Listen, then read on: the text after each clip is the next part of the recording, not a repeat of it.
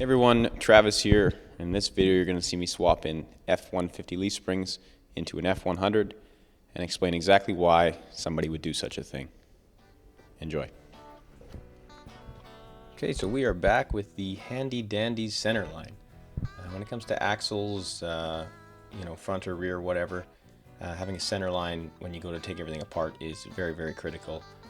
To know where you were, to know where this thing was, because of course when you have the frame dangling in midair and you have the axle anywhere you want it to be, it's almost impossible to figure out where it was. So you got to have a solid reference point that won't wash away or in any way disappear. So centerline's key for that one, and then once you get her all banged apart, get all that grease out of the way, get all these big heavy junky things out of the way, you're left with a kind of a cleanish kind of frame. These are the mounts that are stock, obviously. I ended up using the stock mounts because they're kind of what I was looking for. They're kind of simple. You could probably build new ones, but that's your own call. This is the culprit with the leaf springs, 2009 to 2014 F150. These are the heavier duty ones, nothing too complex. They were super common in the junkyard, kind of easy, simple part. They're wider, they're longer, they're going to be a little bit smoother. And then here's what we're looking at. This is kind of the challenge we've taken on. So we'll explain why and carry on. Hey guys, welcome back to the why. The main reason here is going to be just the physical size of these springs. They are longer, as you can see in this beautiful drawing that I've got going here.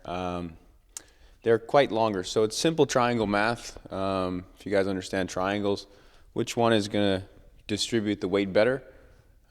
Force down actually is coming up as well, but here's the old version. This is a bit exaggerated, but obviously ours are a bit longer, and if you put force over it, it'll distribute it over the whole thing, which is pretty much the whole length of the box, which is pretty awesome. So ride quality goes up, weight distribution is better or more distributed, and it's also a modern part. So when I go to get parts for this 10 years from now, bushings, new springs, what have you, it's a 2014 part, it's not a 1971 part.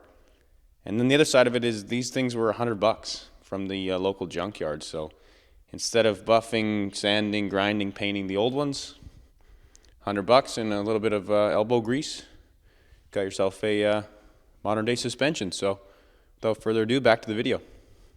Of course, with new leaf springs, I had to build new perches. They came out pretty nice. I was pretty happy with them. They're pretty good. We'll see that later on in a different video for the 9-inch build, but these were, as I was saying, the stock mounts. So I chopped those up, turned them around, flipped them, flipped it and reversed it to make them work. So I had to shave out different pieces and different things. It took a lot of kind of brain power to figure out what was best for this, but everything stock kind of looked in this shape. It had a hanger like this in the back, and it had a hanger similar to the front. So I decided, why complicate things, and kind of use the stock stuff to build something to it, just so it's just adapted. So like I said before, you could probably build stock ones, or sorry, brand new ones instead of the stock ones, but I don't know, it's just kind of the way I did it, and kind of wanted to adapt it to look stock. I kind of wanted to kind of look stock at the end, like not too crazy custom.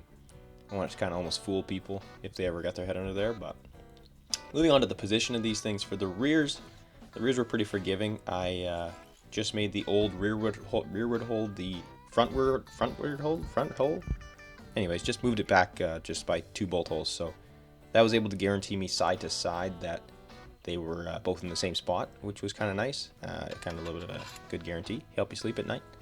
The fronts weren't as easy. The fronts, I kind of just obviously used the length of the leaf, but I had to do a lot of math and thinking, and had to simulate the box weight, which is all the junk you see on top of the frame.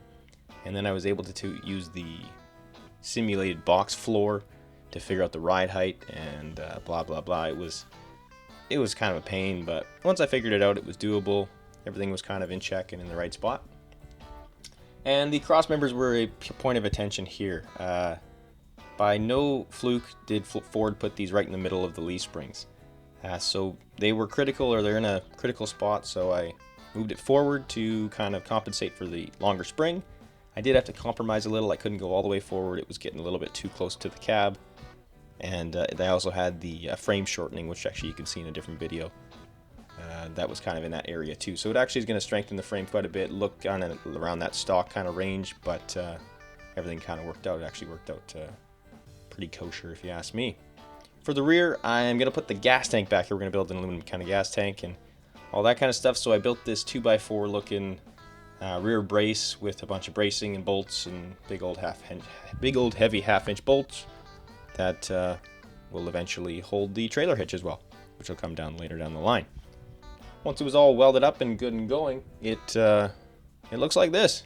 Pretty awesome. I mean, I'm pretty happy with these things. I'm excited to see every single piece that goes on this thing, how it rides and how it goes, and you know, it's a fairly simple process as far as we're just putting new leaf springs in. It's a bit of elbow grease and a bit of work, but I'm just kind of building stock stuff here. I'm not going super crazy. It's all really simple geometry and, you know, fairly easy to understand. So I'm quite happy with it. I think it looked great, and I think it's going to be ride even better. So there's a good side by side of the old versus the new, and see the improvements that we have. So till the next video, take care. See you later.